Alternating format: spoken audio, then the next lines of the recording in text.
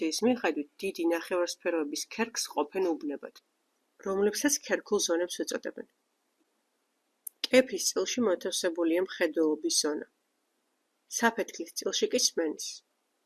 ასევე ცენტრალური ღარის წინ, შუბლის წილში, მოტორული, ანუ მამოძრავებელი ზონაა, რომელიც ჩვენი კუნთების მოქმედებას აკონტროლებს. ხოლო მის უკან სენსორული, ანუ მგრძნობელობის ზონაა. უფრო კონკრეტულად მოტორული ზონის პირდაპირ. ცენტრალური ღარის უკან, თხემის წილში კან-კუნთოვანი მგრძნობელობის ზონაა, რომელიც ინფორმაციას კანის რეცეპტორებიდან იღებს. მარცხენა ნახევარსფეროს შუბლის წილში მეტყველების ზონაა, რომელსაც ბროკას ცენტრი ეწოდება, ხოლო მარცხენა საფეთქლის წილში კი ვერნიკეს ცენტრია ლოკალიზებული. გამოიწერეთ ჩვენი სოციალური პლატფორმები, რათა არ გამოტოვოთ საინტერესო სიახლეები. მომავალ შეხვედრამდე.